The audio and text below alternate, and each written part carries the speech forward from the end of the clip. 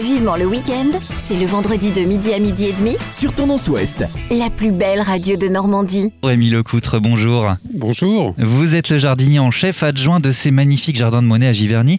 Dites avant qu'on rentre dans le vif du sujet, peut-être les jardins de Monet pour un jardinier, c'est le Graal, non ?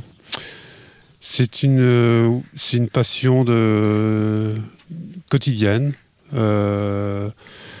Oui, c'est le Graal, on peut dire, une diversité incroyable, un foisonnement et on est à la croisée des chemins entre l'histoire de l'art, la botanique, c'est extraordinaire. Le top de la profession, quoi.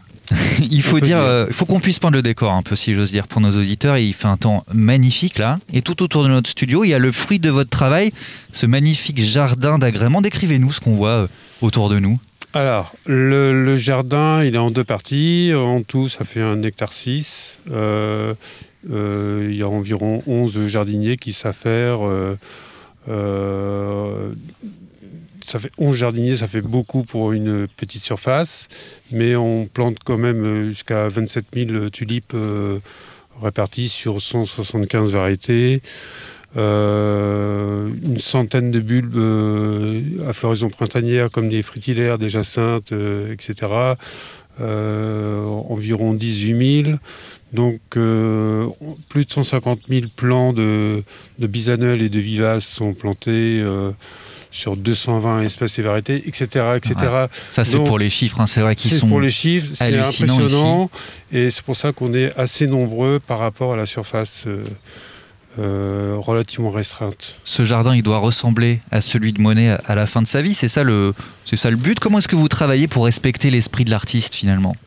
C'est quoi les caractéristiques du jardin d'agrément de Monet ? Alors évidemment, on s'est basé au départ sur le travail conséquent de Gilbert Vaillet et de Gérald Van der Kemp sur leur recherche historique. Grâce à de nombreux témoignages, des photos, un film, les tableaux, etc., etc.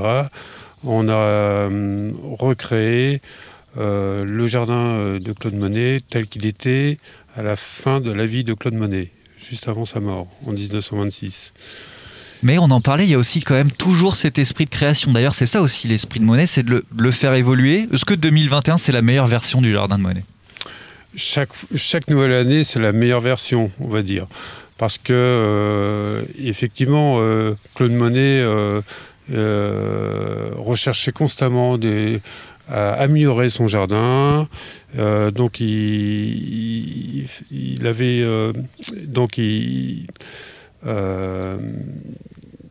introduisait des nouvelles variétés, des nouvelles espèces. Et ça, vous le faites toujours ? Est-ce qu'il y a peut-être des variétés que vous évitez d'utiliser maintenant aussi ? Il y a des nouvelles logiques peut-être de développement durable, des espèces que vous évitez. Vous évitez peut-être aussi les pesticides maintenant, on imagine. Alors ça, tout à fait. On est maintenant à 0 pesticides, on peut le dire. Et donc c'est une autre manière de travailler. Parfois, une simplicité déroutante. Un exemple donné, on a eu des soucis avec les altices des crucifères qui nous ont ravagé les capucines l'année dernière. Et il suffit de leur une bonne douche plusieurs fois par jour. C'est l'humidité, tout simplement, qui élimine les 95% des... Ça, c'est le savoir-faire vraiment du jardinier. Voilà. On l'a dit, le jardin, il est en deux parties. Quand on passe de l'autre côté de la route, alors quand on est visiteur, il y a un petit souterrain pour s'y rendre, et c'est le jardin où il y a les fameux nymphéas. Comment on doit dire, c'est un jardin anglo-japonais, c'est ça ? D'inspiration anglo-japonaise. Il y a des éléments japonisants tels que les bambous et les azalées, les ponts, les petits ponts qui sont en dodane. Voilà, peint en vert, et là on voit tout de suite l'étoile du grand maître. Alors que le Clos Normand, c'est un jardin avec des allées extrêmement rectilignes, très structurées, qui font le pendant avec...